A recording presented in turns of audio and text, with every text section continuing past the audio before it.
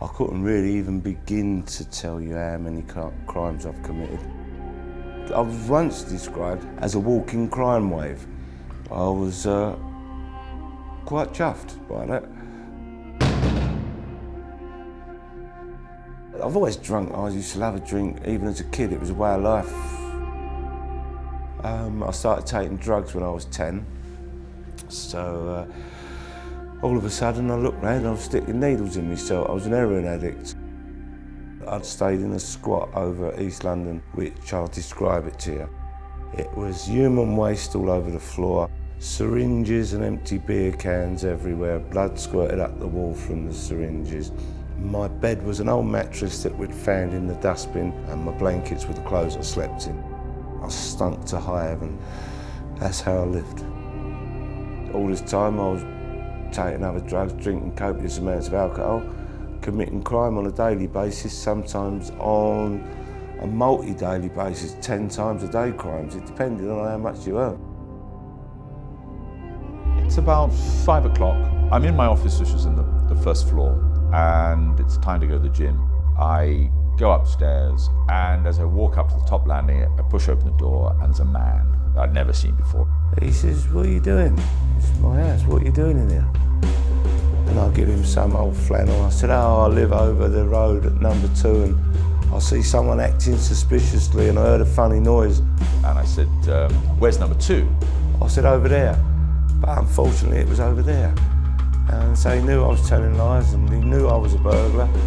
He unfortunately ran into a kitchenette that we have on the top floor and shouted "knife." And so I thought, oh, God, now we're in real trouble. And I had this guy after me and I didn't get a knife. I got the top of the oven, heavy old thing, cast iron, and I put it, smashed him over the head behind me. Which hurt, but again, I'm pumping, so I don't feel it very much.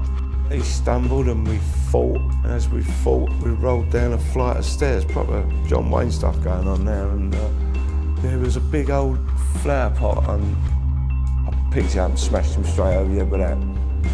And I remember the blood coming out of his head. And I kept going, and we bundled and fought and bundled and fought. And I got him outside the door, and I said, help me.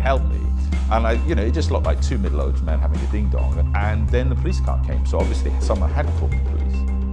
The police pull up and I'm nicked in the back of the van. They said to me, are you okay? And I said, yeah, I'm fine. So they said, well, you're bleeding. And as I put my hand behind my head, I've got my whole head is just saturated in blood. I'm not about to sit there feeling remorseful and sorry. It was just a bad day at the office for me, so I'm off to prison and, oh well, can't wait to get to prison because get to prison, that means I can get some drugs.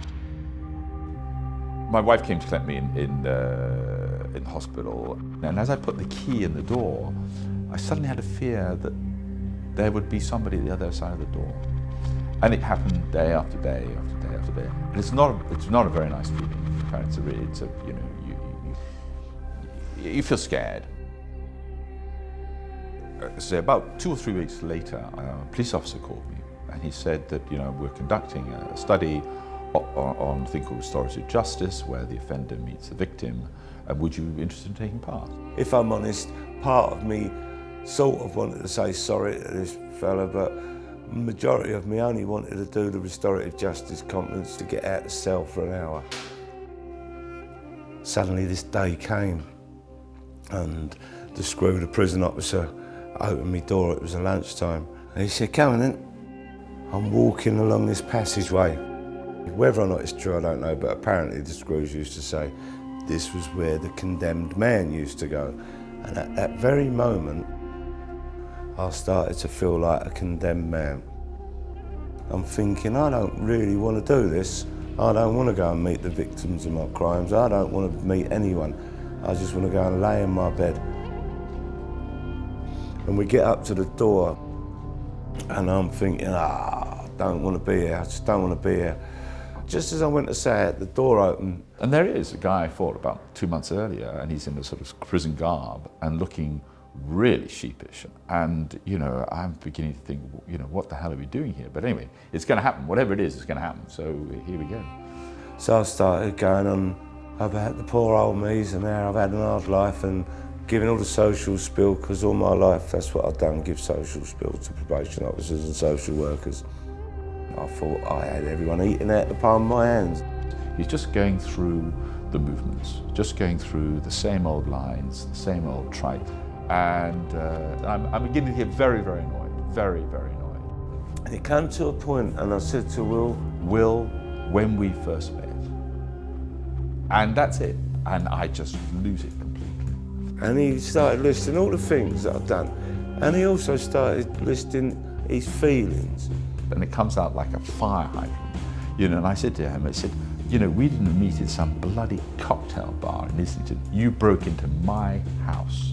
You destroyed my one belief that I had, which is my ability to protect my family, my house, from people like you, and you did it in one fell swoop. I never knew it made people feel sad, angry, bad, depressed, isolated, guilty about things I'd done. Yeah, I didn't know. Peter was just, I mean, it was like a train hitting him. You could see that he thought, God, you know, I've done this. It was like a flow of emotion started coming out, and I never realised it. I just never realised the damage I'd done. I never realised the harms I'd caused. I never realised how many people it affected. And he was a man who wasn't showing remorse because the lawyer had said, you've got to show remorse, you get time off. He was a man who was genuinely affected by what we had said. And we start conversing, we start talking, and Peter starts talking. He starts talking from his heart, from his real core of his existence. When you hear the damage, what you have done, when you hear the harm you've caused, you've got to be a very, very bitter and twisted human being if this doesn't affect you. You've got to be a sicko. I was fully expecting these people who I'd done a lot of harm to say, lock him up, give him the birch, throw away the key, we don't care. But I was quite amazed. So I went back to that cell and sat there with all these feelings, you know, and I sat with them for a long time trying to work them out and separate them. And you can't just leave him there. You've got to help him help himself. So therefore, we then went out and said, listen, we want to see you change. We want to see you get yourself together. We want to help you in this process. We'd like to see him address his alcohol addiction problems. We'd like to see him address his offending problems. We'd like to see him maybe get some education, and we'd like to see him even get a job when he gets out. In a court of law, the victim sits in the public gallery. He, she, his family, his loved ones are the most affected by this crime, and then the least involved in the process. They don't get no input into it, and there's questions that need answering, and they can't possibly answer these questions unless they meet the harmer, the wrongdoer, the villain of the piece, the criminal. And that's all this is bringing people around, well, it happened to be a prison table, but I mean, it could be anywhere, and having them saying, well, why did you do that? You know, do you understand how that affected me? Do you understand how that affects other people? Ever since we first met, we continue to meet. We have become, both of us, utter converts to restorative justice, to restorative approaches, to bringing offenders and victims together. Because of that conference, it initiated change, it implemented change. I implemented the change, but it sort of gave me the kickstart I needed. You know, I can't express gratitude enough for the Restorative Justice Programme, and I've got to leave it there for a minute.